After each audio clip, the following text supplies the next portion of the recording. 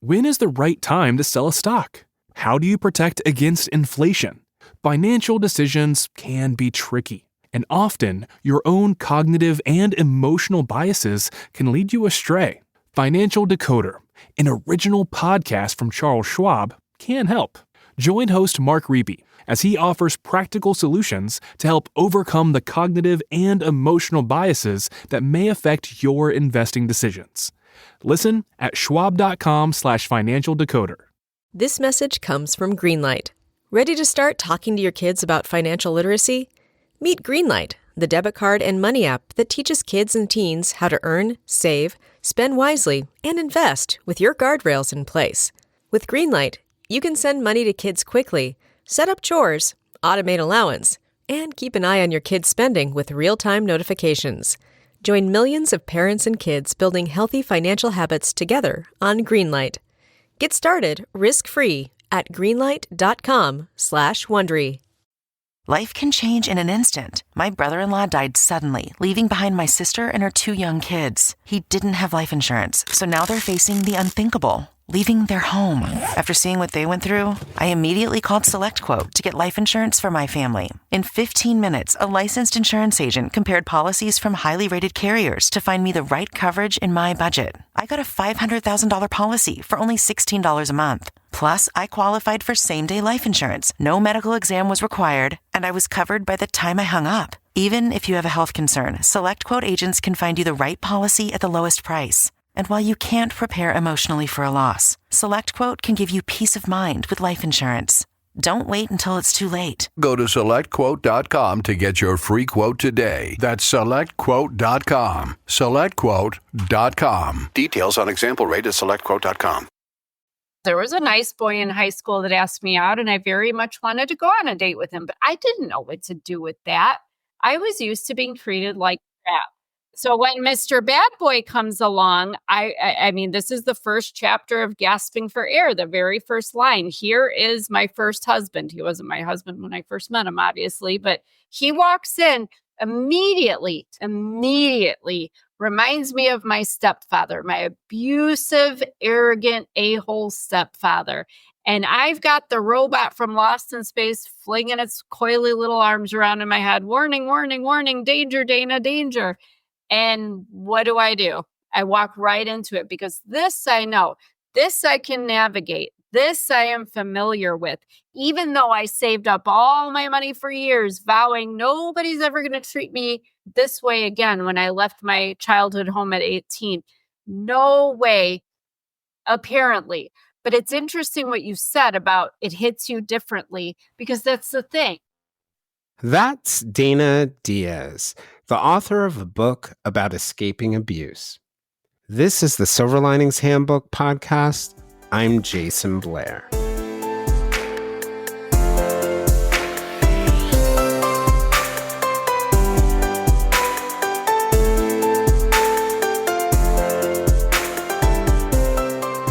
Dana Diaz is a wife, mother, and author of a book called Gasping for Air, The Stranglehold of Narcissistic Abuse. Dana's book tells the story of how, when she was forced to leave a happy home at a young age, she swore to make it on her own and never fall victim to the same type of abuse she witnessed when she grew up. Before long, however, Dana says she felt a darker version of the abuse in the form of a man who sought to control her in every way she could imagine. The only difference between the abuse she faced at home as a child is that it was overt and more covert in this relationship.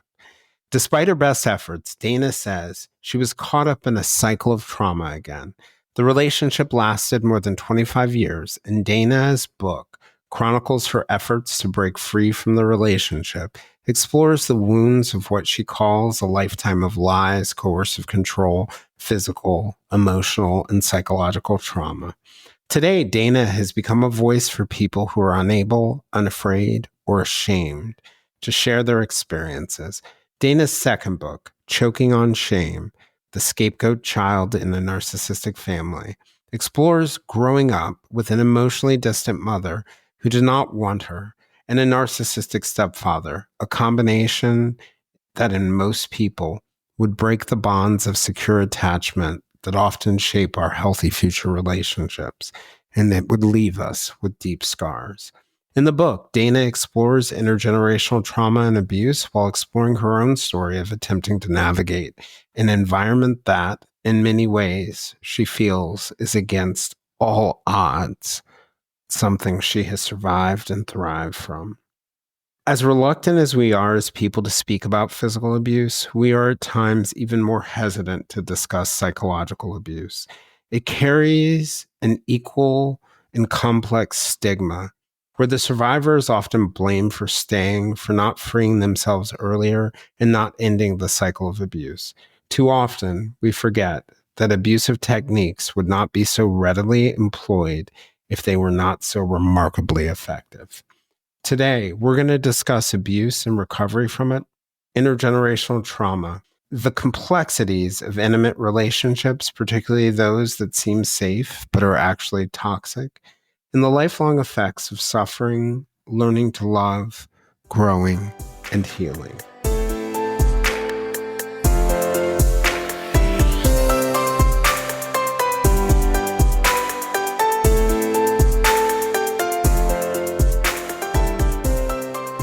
So, hey, Dana, I just wanted to thank you for joining. I had originally just come across your name and saw your books, actually. And I thought it was really, really interesting because I find, in the work that I do, at least on the mental health side of my work, where I am coaching people, one of the most interesting things, I think when I went into the profession, I knew that there was a lot of shame around physical abuse. And what I didn't really capture is how much shame exists around psychological abuse because, and over time I've kind of realized it makes sense because, or stigma, I guess is a better word for it. It makes sense because people don't understand what it's like. It does not, like a physical wound sort of presents itself and you can all see that's a bruise or a cut or a scratch, but an outsider looking in doesn't really understand it. And I think I just appreciated that somebody was writing about it and being very vulnerable about it. Yeah. And that's really what sort of made me think it would be really interesting to have a conversation because I imagine a lot of the people who might be listening who are going through things like this don't really have much of an opportunity to talk to other people who have been through something like this or hear about somebody's experience. Yeah. And I appreciate that. I actually, just touching on something you just said, even, I think that's the reality of being, I never like to use the word victim, but for lack of a better word, but being a victim of any kind of abuse, whether you have been raped or whether it was physical abuse, any kind of psychological, there's all these layers. People just like to put it in a box and say, oh, well, then you just need to go to a therapist and get this healed. Like if you have a headache, just take ibuprofen. But it's not that easy because I was just talking to somebody earlier today, actually. It affects, the whole reason I wrote my first book, Gasping for Air, was because the abuse, even without it being, there was physical threats, but there was never any physical contact in that relationship. I was physically abused in my childhood, but even without the physical abuse, it impacted my physical health irreversibly so to where I will live the rest of my life with the repercussions. So the mental health becomes physical health. The mental health becomes a lot of things. It rolls over into the eating disorder I developed and the body image issues mostly women, I think, have as a result. And this, like you said, the shame that is internalized and the stigma because you didn't have this perfect normal life like you were supposed to, but you tried to put on the smile and go to the t-ball games with your kid with cupcakes and hot dogs and act like everything was fine when you're dying inside and screaming for somebody to see your soul for what's really going on. And it's such a traumatic thing to go through, whether it's for a week or in my case, I experienced abuse for 45 years of my life. And it really just breaks you down as a human being. And it's a lot. There's just it impacts your entire life. Something you just said made me think of something that I hadn't really thought of before, but it's that the societal pressure that exists to put on that happy smiley face and to bring the cupcakes to the kids' t-ball games, that pressure exists. And it probably creates it for somebody who's dealing with psychological abuse. It probably takes so much more energy and strength to actually put on that happy face. And we know, like, and I think most people get the concept that like our energy, our strength, our stress kicks off all sorts of chemicals in our body, Yeah. cortisol and other ones that really do put stress on all parts of our body and our joints. And I was talking to a listener last night who was telling me about abuse that she came from and how physical pain, physical pain and critique and fatigue kind of came out of it. And I was just thinking to myself as you were talking, it makes perfect sense, right? Like the more stress you put on your body, the more stress you put on your mind, it's gonna find its way out. So, 100%. yeah. 100%. If you don't mind me, let me share a little bit so people understand where I'm coming from. Mhm. Because this is this is exactly what you are saying. So I was abused as a child, physically, verbally, emotional neglect, everything. 19 years old, I meet my first husband. I was with him until I was 45. We were together 25 years. Um, by the end of that marriage, I was suffering physically. I mean, just suffering. I could not understand it. I am that girl that was always very healthy. I'm that weirdo that eats like apples and hard-boiled eggs and, high protein and all that stuff. Ran 5 miles every day, coached cross country. So just to give people an idea, like no health issues, shouldn't have any health issues, very healthy.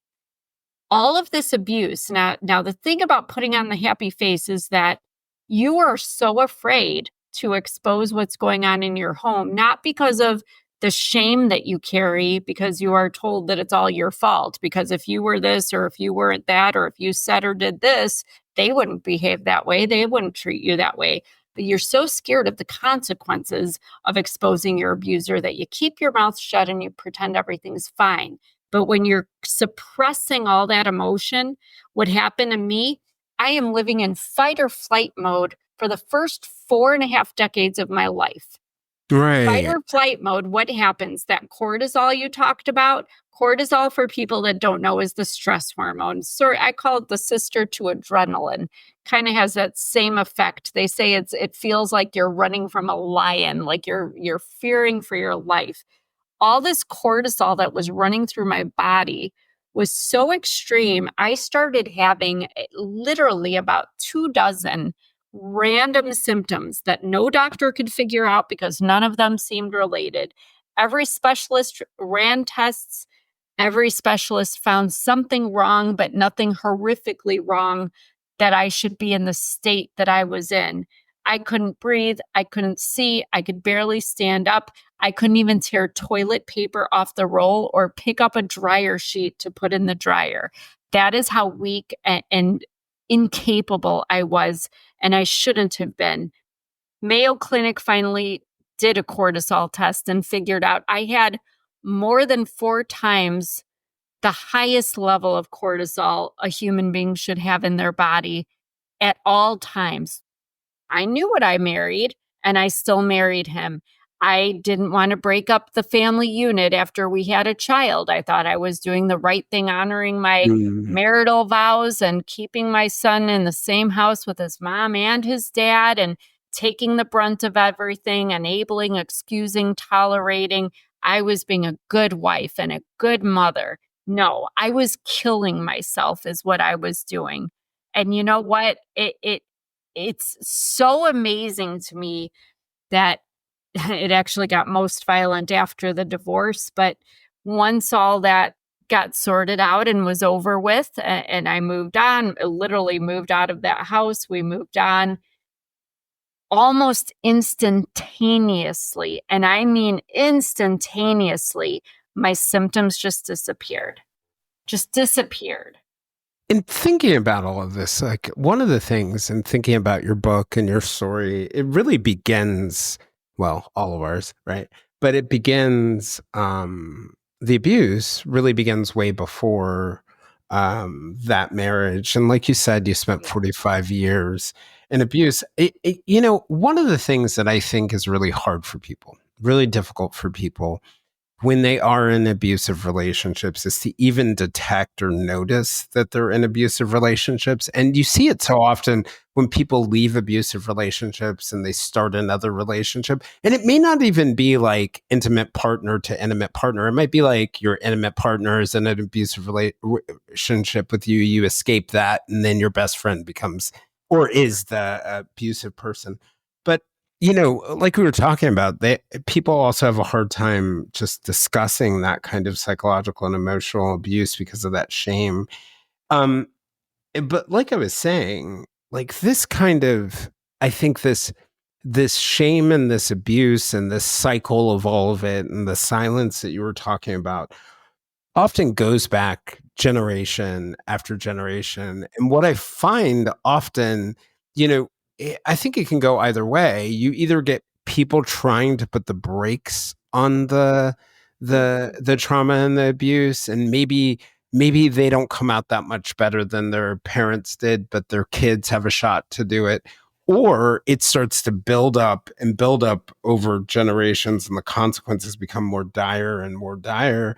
And I was just curious, in stepping back, whether you know anything about the way your mother, your stepfather, or even your dad grew up, and what life was like for them.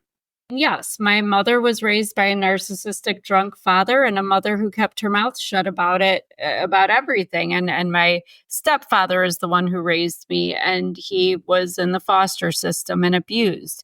But what gets me about that is that just because you were abused does not mean that you, if anything, it should make you not want to put somebody else and not intentionally harm another human being. And I think we make that choice as parents, as adults, as human beings, whether we want to continue those things or not. But I think one of the very relevant things to think about here, and which I bring up a lot, is society in itself. Why were women hushed? We have to also consider this, that it wasn't until the 1970s, when women started burning their bras and demanding rights, that they could actually go and get a checking account at the bank with their own name. Or even a credit card. Or a credit card. But even worse, I don't think people understand it. And so I'm going to make this loud and clear. You could not file charges against your husband for domestic abuse or violence. Right. And even yes, rape. Even rape. Yeah.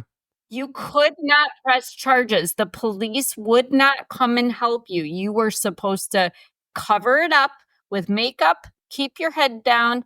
Even when I was a kid going to school, junior high, I was like the first Wednesday Addams. I had my head down, though I didn't have my hair in braids. I had my hair hang over my face. It was more like the girl from The Ring that crawled out of the TV. But you did what you had to do to hide it, because nobody was going to help you, and nobody asked you if you were okay. Nobody talked about it. The few times I spoke up, I remember grandma and great grandma putting their, finger to their lips, and nope, we don't talk about that. 1994, which is not that long. I know it's 30 years, but it's not that long ago, really. I was in college when the Violence Against Women's Act was passed in 1994. That basically set the precedent that now women can file charges against husbands and partners. But here's the thing. Even then, police, authorities, the justice system, they still considered it, more of a domestic issue. You take care of that behind closed doors. They don't want to hear about it. They don't want to deal with it. Nothing. So this is something that has gone on for generations, I think, because we've been taught to keep quiet. We've been taught to hide the ugliness. But let's look at 1995 is when the internet came out, and dial-up really sucked, honestly, and we didn't have social media back then. But now that we do have social media and people are getting really ballsy, putting themselves out there behind their, electronic barrier, there is a lot more information, and people are getting brave, and people are speaking up, and now it's out there and people are sharing their stories. And thank God, because there are so many people that we have lost because they got into these relationships or they didn't know how to get out. Because I'm going to say that this is a scary statistic, and this was put out by our own CDC, is that 38% of all women murdered are killed by their partner or ex-partner. 38%. That's a lot. That's 1 out of 3. That's more than 1 out of 3. And that's a scary thing for a woman. And this is not one-sided. Don't get me wrong. Believe me, abuse goes both ways. Men are abused sometimes in different ways that, women are not able to, or that men are not able to abuse women with. But it's a very scary thing when you know how prevalent this is. And now that we're not taking it anymore, and there are people like me speaking up and refusing to be silent for the sake of those who still have to be or aren't comfortable opening up, it's just astounding to me.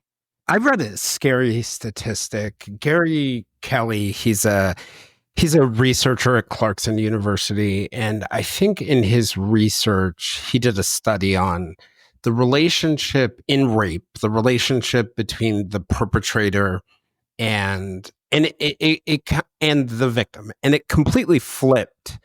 I think what you see in the stereotype of it, and in the study, 22% of the people were well-known friends, right?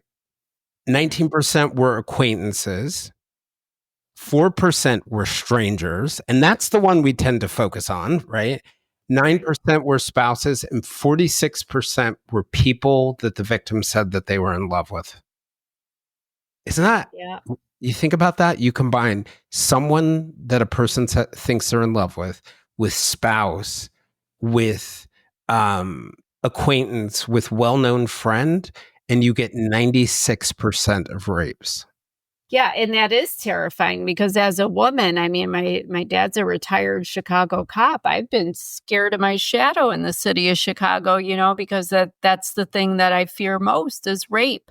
I mean, as a woman, we're taught to fear strangers, rape. And when you have to fear 96% of the people that are around you instead, that are in your life, that you have come across and who know your name and know things about you, my God. But isn't that sort of the... Right, but isn't that sort of the problem, or part of the problem is that we're fearing the wrong people? We're fearing the stranger that we're going to run into in the street, when maybe where our focus should be, I think a way to put it is maybe where our focus should be is trying to weed out the most dangerous people who are close to us. Well, I get that. But my problem is more with anybody that would intentionally harm another human being. Why do we have to weed them out? Why aren't they being vetted in some other way? Because I don't care whether it's rape, whether it's a parent abusing a child, a domestic violence situation.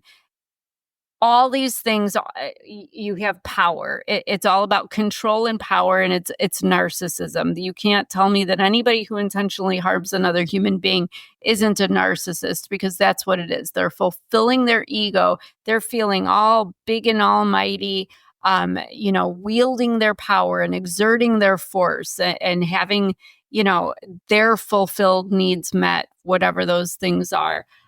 Regardless of another human being, disrespecting another human being. And I think the only place that we fall short, and I hate to say it, is that, there are people that, you let yourself be open and vulnerable to the people that are close to you, as you're supposed to. Which we should be able to, right? Right. That's what we should be able to do. With your Yeah. spouse, with your friends, with your whoever, you should. And that's what we're taught. That's where a healthy, a good, solid connection is going to happen. But yeah, when you throw into this aspect that these are also the people, you're basically giving them information by being open and vulnerable. You are giving them everything. Like, I think I put it in one of my books, you're handing them the bullets to put in their gun.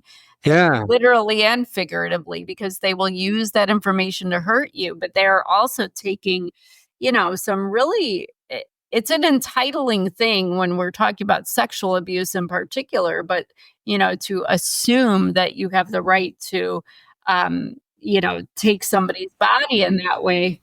Calling all dog owners. Your furry friend deserves top-notch nourishment, and Ollie delivers the clean, fresh nutrition your dog needs in 5 flavors they'll absolutely flip over. Ollie is made in U.S. kitchens with ingredients carefully sourced from trusted growers and producers around the world, with absolutely no harmful fillers or preservatives. With protein-first recipes like fresh beef with sweet potatoes, fresh turkey with blueberries, or fresh lamb with cranberries, you might start thinking, dang, my dog eats better than I do. And that's probably true when it comes to Ollie. Give your pup a fresh start this new year by letting them taste test a personalized meal plan with Ollie. Head to ollie.com/Wondery. Tell them all about your dog and use code WONDERY to get 60% off your first box of meals when you subscribe today. Plus, they offer a clean bowl guarantee on the first box. So if you're not completely satisfied, you'll get your money back. That's OLLIE.com/Wondery and enter code WONDERY to get 60% off your first box. Start your dog's new year off right with Ollie.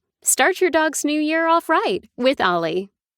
Ready to prioritize yourself in the new year? Your skin is a great place to start. Dime Beauty, founded by a master esthetician, is more than just a skincare company. With 4 skin-conscious categories, skincare, beauty, body care, and fragrance, Dime offers simple, spa-worthy products that will help you enter 2025 with confidence. Whether you're revitalizing your regimen with nourishing products or building one from scratch, Dime makes it easy. The Work System, our all-in-one best-selling routine, includes a cleanser of your choice, toner, serums, and moisturizers, taking the guesswork out of skincare for your healthiest, happiest skin yet.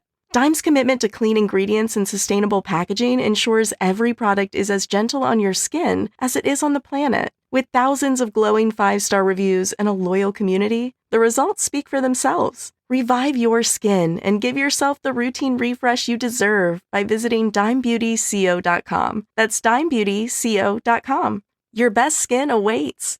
It's all about power and control. And I think it can be just as damaging to that, in different ways, right? To abuse someone regardless of who you are and which way you're doing it. But something you said just made me think of something. And I absolutely get this, right? Like, there needs to be an element of empowering victims to be able to do what they can to protect themselves, because ultimately all we can control in our lives truly controls ourselves. But there's a responsibility for society, right, to play an important role in it. And, in an ideal world, even some of those who have these abusive behaviors, there's an opportunity for them to change. But how do we solve for the problem if we also at the same time can't control the abusers unless they escalate to an area where they're violating the law or our law's wrong, or we can't necessarily impact their behavior unless, they seek treatment on their own or end up in the legal system. How do you think we solve for that as a society and as victims?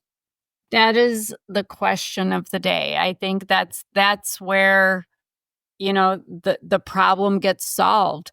And I don't have that answer. I think the beginning of it is just creating awareness about it, because unless you are in a situation where it is rape or something very, blatant, like physical abuse, there are a lot of people that don't even perceive the abuse happening to them because it kind of comes into their life insidiously. They have, in a romantic relationship, especially, we've learned to trust this person, and they say they love us every day, and they do all these good things for other people. And we're kind of disillusioned as to who they are. So we think we're the problem. It's not them, it's us. And maybe I'm not seeing this right. And they're gaslighting us to kind of go along with these ideas that it's us, it's not them.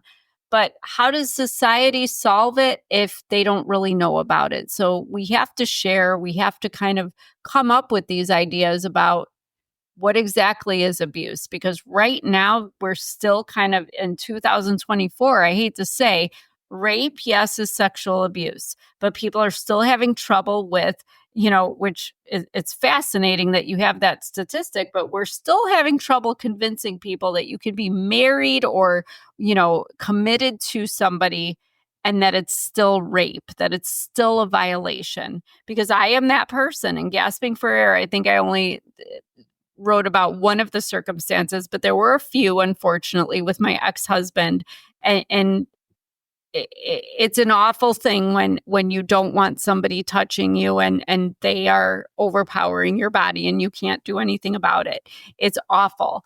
And thank God, I guess it was my husband and not a stranger, but that doesn't make it any less shameful. And I don't even have words, honestly. I'm the girl who can write books, and there are no words for what that feels like. You just feel dead inside. And that's what I had to do, was completely dissociate to get through those situations. But, and then physical abuse, you see a black eye and okay, that's physical abuse. But our society just has a big problem. Like even, we put the blame on the victim. Well, if, maybe they did this or they did that or they didn't, we're still trying to get people to understand that any violation, it doesn't matter. It doesn't matter if it's a parent, child, a husband, wife, or whatever.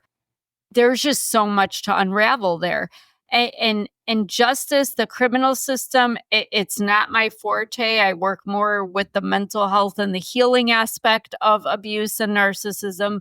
But yeah, I mean, I can only speak to my own circumstances as a child.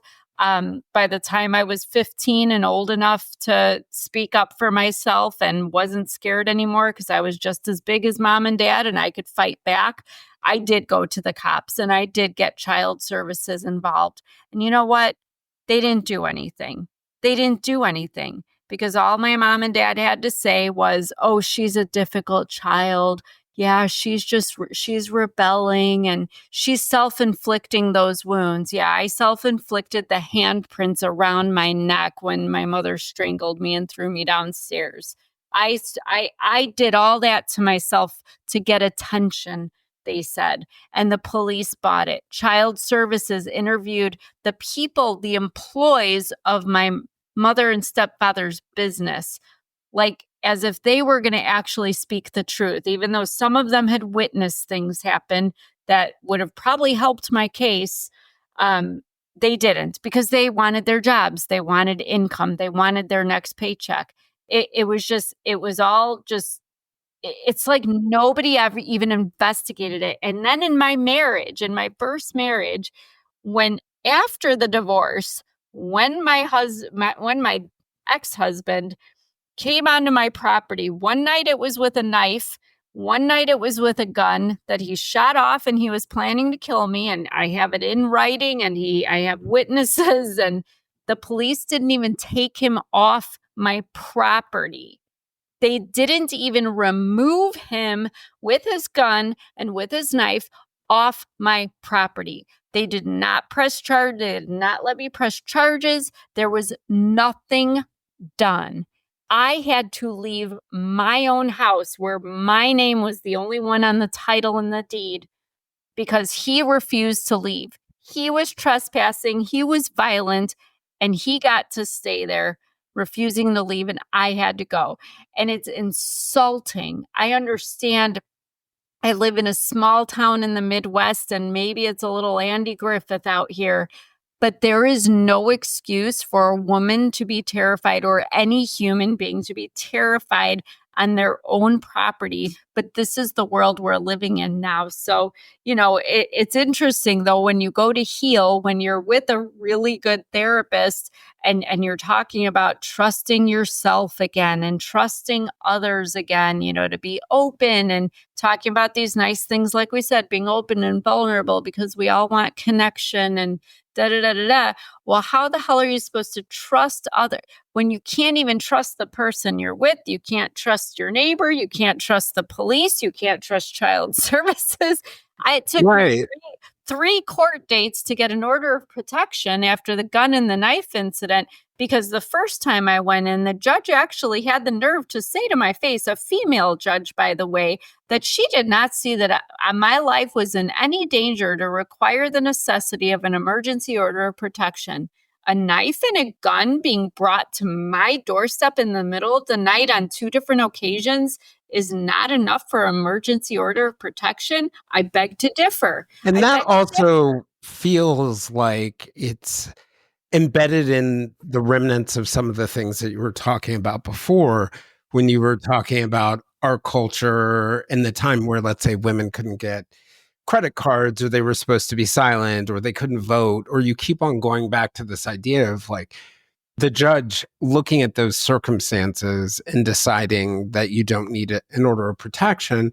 That in part is really based on the way we've structured our laws. And you mentioned just a second ago that you lived in a small Midwestern town. What state are you in?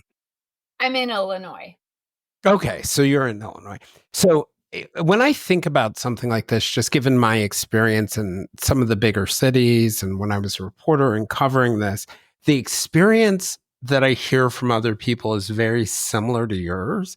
And I wonder if like part of this is an American problem, because I think of places like England and Wales now, where they recognize that domestic abuse isn't always visible, that some black eyes are underneath the skin.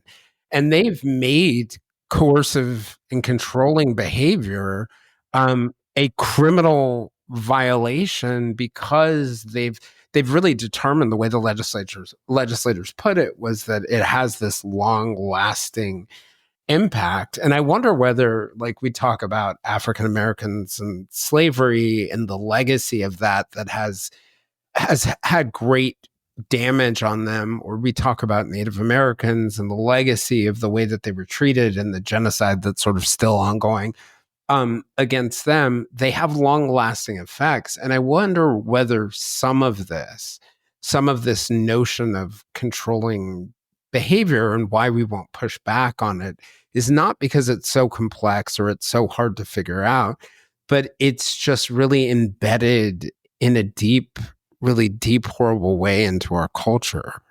I think it is. And, who am I to judge or to say what's right or wrong? I mean, we've all been through this last election a couple weeks ago, but statistically, men are biologically stronger. Men are, supposed to be the heads of the households and the ones fighting in the military. And again, forgive me, I'm not trying to offend anybody, but these are the ideas. Women are biblical purpose is to reproduce, to procreate, so we're supposed to have the babies and stay home, and what is right and what is wrong and how roles have changed. That's not up to me to determine or to have an opinion on, but here we are. So I'm curious about one thing. So you grew up in a household, it sounds like you're saying, where there was emotional abuse. Your mom was kind of detached from the situation and not really engaging as much as other people's mothers did, but there was abuse coming at you from every direction. And you talk about the idea of kind of working really hard in your second book to escape that. And I think a lot of people, when they escape something, they don't think they're going to fall back into that trap. Like I think about this, and I'll never forget this one client who she was sexually assaulted in an alley, and she said to me, and then it happened again, and she realized that her problem was not walking in alleys. That wasn't the mistake. And I was like, okay, this makes complete sense. But so often people find themselves in abusive relationships, and then they find themselves freeing themselves from it and then ending up in another. And what do you make of that? Well, there's a lot there. I mean, the first thing that comes to mind is the trauma bond, which I know that people use that word as loosely as they use the word narcissist and gaslighting and all that. But the trauma bond is very chemically based. And I'm not a scientist, so I can't explain the complexities of it. But there are things going on. It's not just an emotional attachment to the person. That's not what a trauma bond is. It is partially that, but there are chemicals in your body. There is the push and pull of the relationship that actually your body, the best way I've described it to somebody is that you are almost addicted in a way. It's like a crack cork coming off of heroin. Like you literally think you need this person and you physically pain when you try to leave. This is why they say women that try to leave abusive relationships, it takes them on average 7 tries before they finally leave. Now, the trauma bond is just one part of it that doesn't play into the situation your client was in. But if we could take a pause there in the trauma bond, and I understand that a lot of people don't understand it and they don't get it, but I think it makes perfect sense. If you switch your position and you make yourself the abuser, if you sit in the idea of that, you would not use this technique and these techniques if they weren't effective, right? And so one of the things that abusers tend to do is they tend to essentially set up a situation, and you can do it a lot of different ways. One of them is giving lots of love, then withholding that love, and right, like keeping control. But you, in order to abuse someone, you need to create a bond that binds them. And if something like a trauma bond didn't exist and didn't hold the person there, it wouldn't be effective and people wouldn't do it. They would do something else. And it's like, the way I like to say it is, it's like lassoing people with an invisible rope, right? Like you can't see that rope, but that person is lassoed.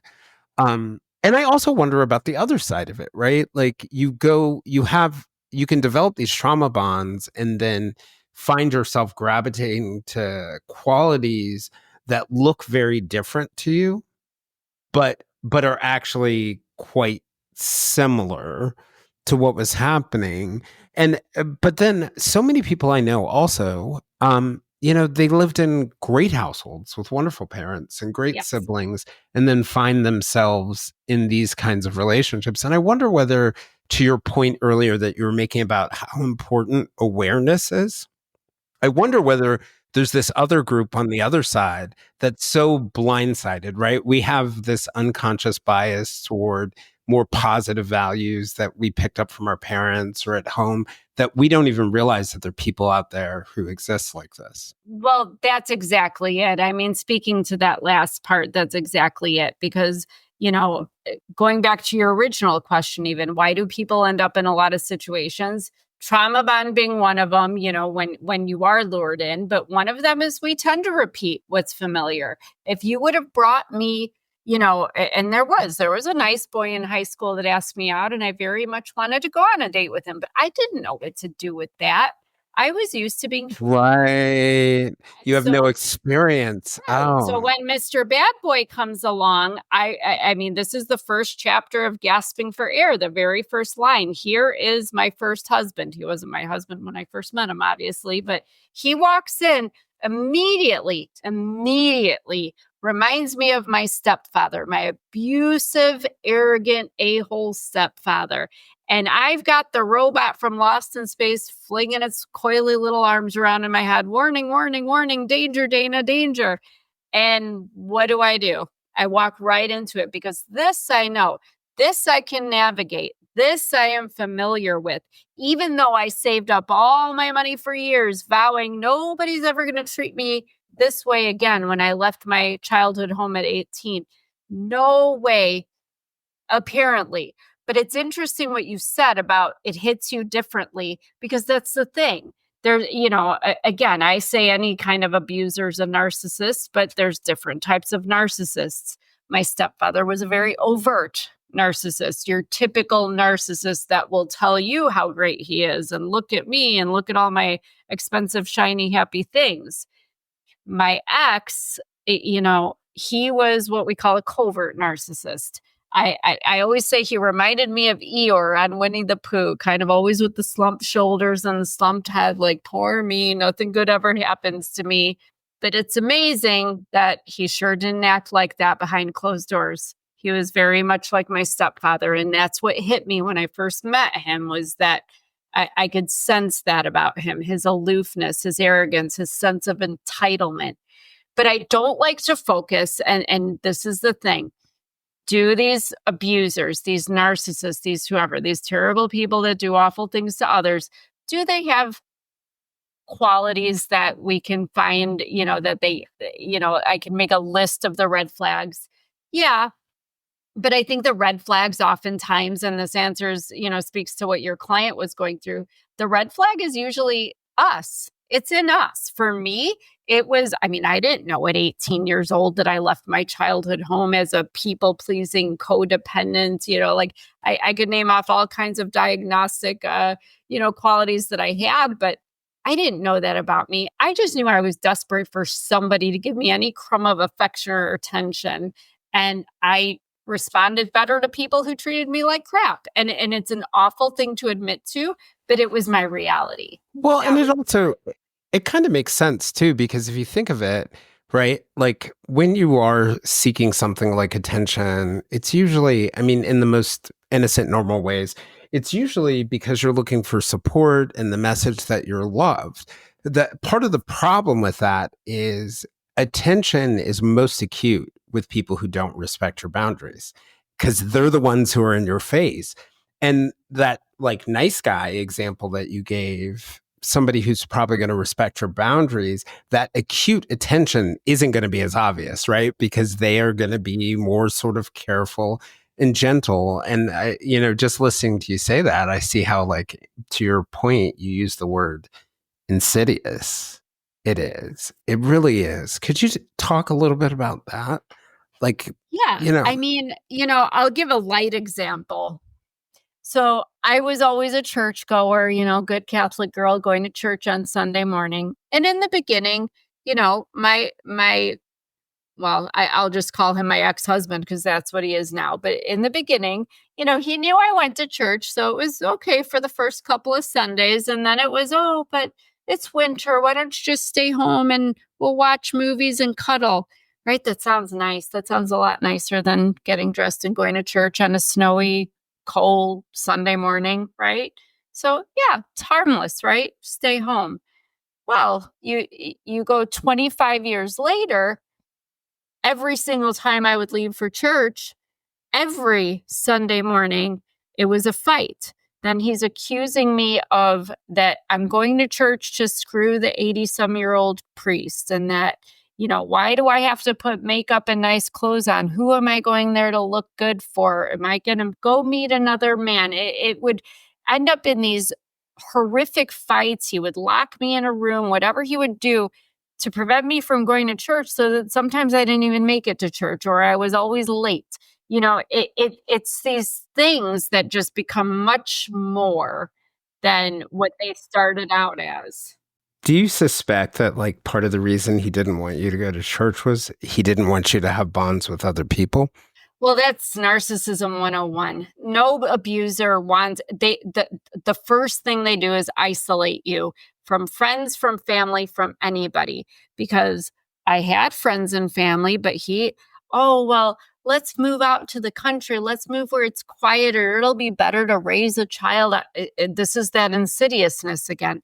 Like, it seems reasonable, seems okay, but then every time, there was something else he wanted, he would just step a little bit over my boundaries and a little bit over my area of discomfort. Not enough that it was a deal breaker, but enough that I had uneasiness, like, but then it was like, well, I don't like you talking to the neighbor. She doesn't like me. Oh, well, I like the neighbor. Yeah, but she doesn't like me. And I don't know. I don't like those people. And I think her husband's trying to screw you. And okay, I better stay away from the neighbor. Well, I don't like that friend of yours that you go out to dinner with once in a while. She cheated on her husband, and you might cheat on me if you hang out with her too much. Okay, I'll respect you and not hang out with her anymore. Well, I like this girl at work. Well, I don't know about her. It's always something. Your family doesn't like me. Let's go to my family for Christmas. Oh, your uncle gave me a shady look over there. I don't want to go to their house anymore. So now we're going to your family for Thanksgiving. And it's just always the stuff. But the insidiousness, it goes back to the boundaries. And this goes back to, again, what you had said with the initial question is just, how do we find ourselves in these situations because we don't have the boundaries? We are the red flag not having boundaries. We don't assert our boundaries. They are giving us reasonable excuses, reasonable reasons that they're disrespecting us, basically.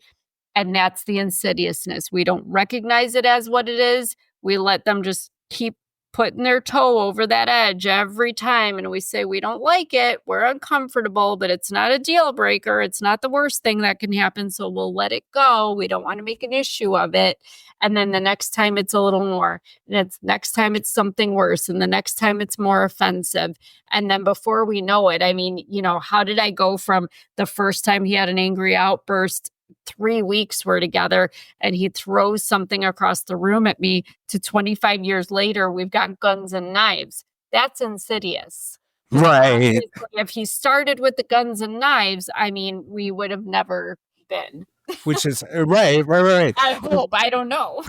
Well, but I also think, like, you were talking about the overt and covert narcissist, and I think you hit on, and I don't think it just applies to narcissism, because I think abuse can hop up in so many different ways. And for so many different reasons, there's something particularly dangerous about, I think, narcissism. But one of the interesting things about it that I find very interesting, and I'm thinking back to actually a conversation last December that I had with a friend, and she had been in a very openly abusive, like, the guy was arrogant.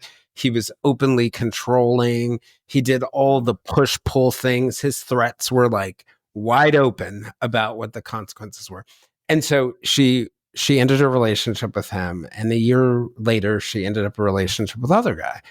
This other guy was like, sweet, I love you, like, really, really, like, looked on paper the opposite. And I remember they had their first real sort of like bump about something, and the light went off in my head, right? A lot of narcissism is about your capacity to relate with people and relatedness. And on one side, the stereotypical version is this person with feelings of superiority, arrogance, sort of like they think they're omnipotent. But if you swing to the other side of relatedness, you have people with these feelings of inferiority, and they're not confident, and they come off as impotent. And I think what happens is people will often end up with that arrogant version of the narcissist and swing to the other side and not know why things are going wrong. And what I said is, like, when someone is very narcissistic and they're the center of the world, like, poor me works just as good as listen to me. But it's the same thing. It's exactly the same thing, because, that's what I had. I had the stepfather was the overt and the ex-husband's the covert. The overt, the king of all narcissists, they're the ones that are going to tell you, but it's because they are giving you reasons to give them the exaltation and the praise that they actually feel like they deserve. But it's the covert narcissism. That's the one that really catches people off guard, because it's this perceived it appears to be humility. I was going to say humility. They come off as very humble and you just almost feel sorry for them sometimes, but they are thriving. I always said my ex-husband thrived on that pity. He thrived on it, but that is fulfilling. In a way, they've learned this manipulation in childhood because they figured out how they can play people basically to get their attention, because the attention, people always think attention means positive. Negative attention is just as fulfilling to an ego as positive attention. And that's what they're thriving. And I once worked with a colleague, and he had said that, like, when you see the pure variant of narcissism, the elitist narcissist, like, it's coming. Like, the person feels their privilege. They're like empowered. They think that they're entitled to special treatment, and they're like all out there and open about it. But then, and sometimes with those people, you'll get some, like, they might be seductive, or they might be a little antisocial, but, like, obviously they think they're special. But this other version, which is more of the compensatory, the people who are trying to counteract or cancel out some kind of deep feelings of inferiority, that game they'll play, and they'll play that game. But what happens when they don't get that back from you is where you start to see the abuse. And we expect sort of yelling and screaming and those kinds of things, but it comes out in all sorts of different kind of controlling ways. Is there advice you would have for people, because it's something like narcissism, just like psychopathy, is so complex. Like, we don't want to play armchair psychologists, but I'm wondering, is there something about the way that we feel when we're with someone that can be a warning sign? Yeah.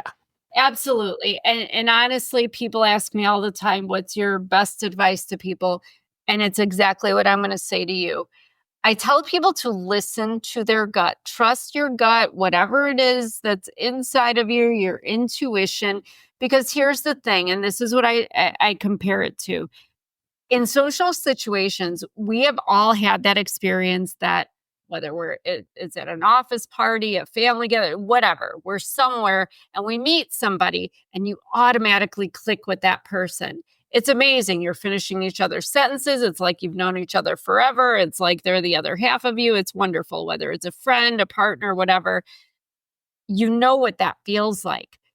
So you also know we meet people sometimes that were pleasant and there's no issue, but they're just, you're not going to be best friends with them. You know this. You don't have any dislike. You don't, wish them ill. And there's going to be people that you meet that you're just like, even if you can't put a finger on that, you're just like, I don't like this person's vibe. I don't like them, whatever. And the thing is, it's okay. You don't have to like everyone, and everyone doesn't have to like you. And it takes a lot of healing for some people to get to that point to understand that. But we have to go back to listening to our gut.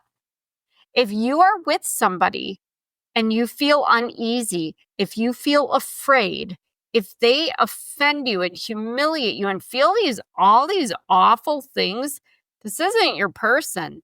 And again, I mean this for every relationship, not just romantically. This could be your boss at work. This could be a friend. It could be a relative. It can be your own mother, unfortunately, as the case was for me. And I think it often does show up with bosses. It often shows up in friendships. It often shows up in all sorts of... It shows up everywhere. Narcissists are everywhere. They're in politics. They're at church. They're teachers at school. They're everywhere. It's kind of a funny thing, like I see narcissists everywhere, but that's the reality. It's a person. I mean, it's more than a personality trait, but everybody's a cluster of them. Yeah, it's a cluster of them. Everybody's different, but I think that we have this idea, like, I think people feel bad, like, if they judge somebody, and we don't want to be judgmental, but it's okay. That's called setting a boundary to say, I throw psychological scales on people in the grocery store. I don't know. Okay, you're like me. I was that teenager that would sit in the mall and just like drink my Cinnabon coffee and just like as people are going by, like I've already overanalyzed. Like, I'm like that guy's histrionic. I'm like, ooh, sociopath. Right. But people are typically like you and I are. But yes, I know. And my husband's always like, you're jumping to conclusions. I'm like, oh, but I'm always right. I'm usually right. That's how I'm going to survive. That's actually a question I was going to ask you about. Like, how were you after 45 years of being in these abusive, dysfunctional relationships where you were kind of like, as a child, you were literally trapped, right? Like there was nowhere to go. Literally. And then Yeah. in the marriage, you were trapped in different ways, right? Trapped by your goals, trapped by wanting to do what you thought was the right thing for your son, trapped by the coercive control. Yeah. Yeah.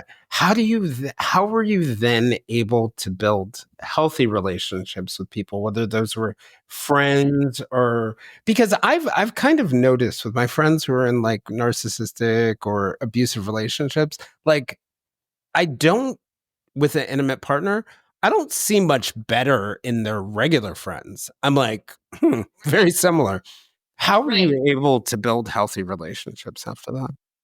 A lot of healing and self-reflection because I did the usual, the isolating and people hurt, people suck. So I'm just going to stay away from people and not talk to anybody and not go anywhere.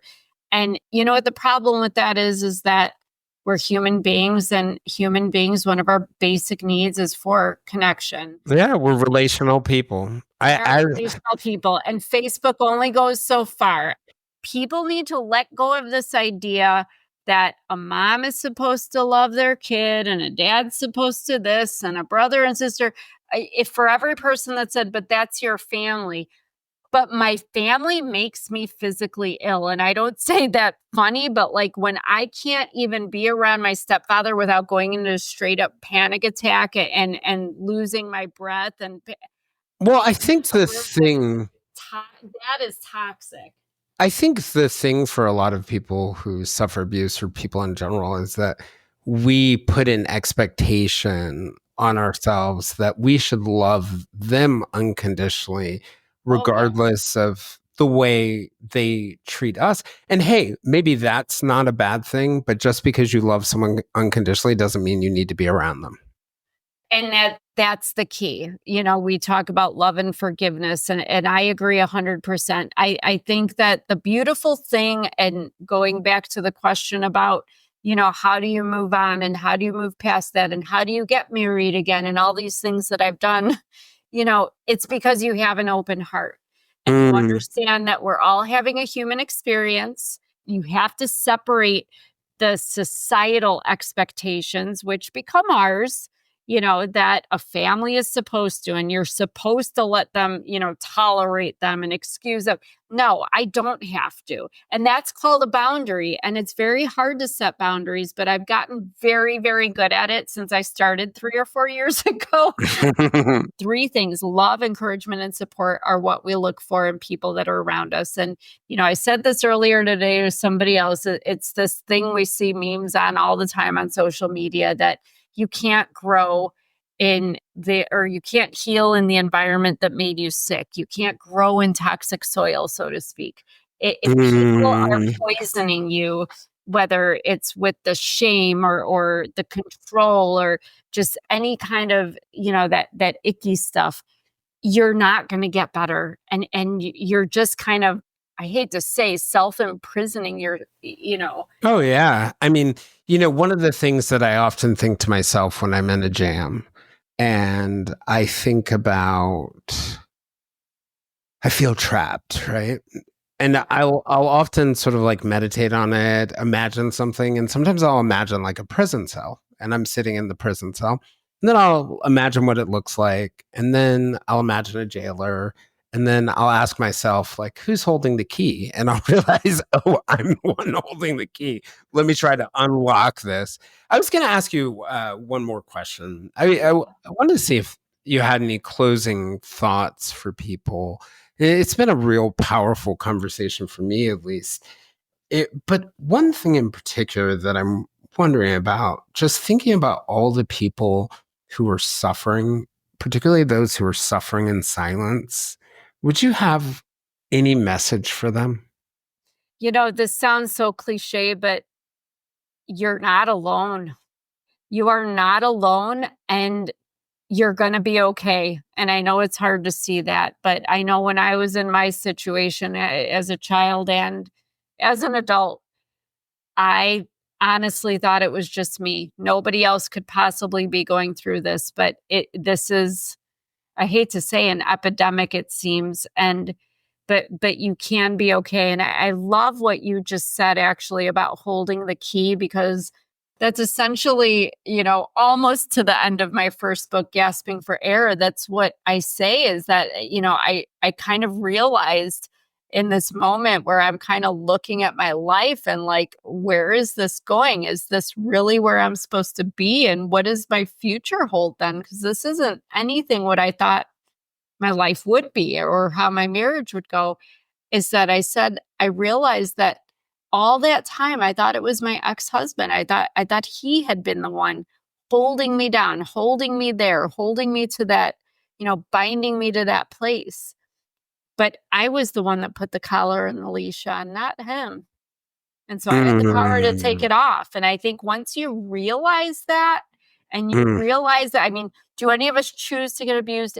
Absolutely not. And unfortunately, as a child, you are kind of stuck until you can either legally emancipate yourself or you're legally an adult.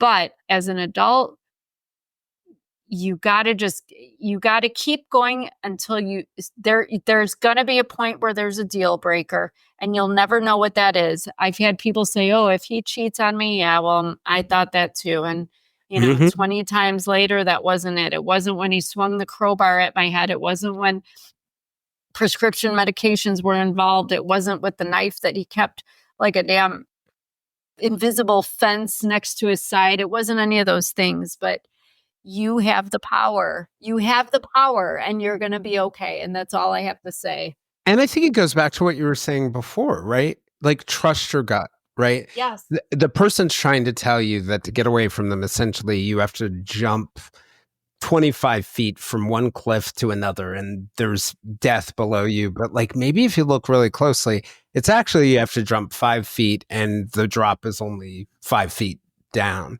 And I think that message that you're giving to people, that idea of like, don't set the marker, but pay attention to the way you feel, and see if that can lead you to freeing yourself. And probably also like not being hard on yourself if you can't get away, because it's a process, like that point that you made that people have to try so many times.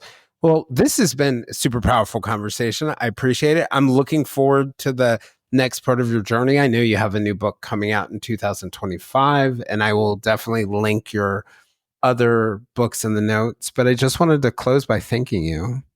Well, I appreciate it. It's such a pleasure to talk to somebody that has experience in this realm, especially, and it's been enlightening. And I just hope that if anybody has heard anything in this conversation that they think might help somebody else, please share this, because sometimes it's better coming from objective sources rather than from you. So please, please, please share this with anyone you think this might help.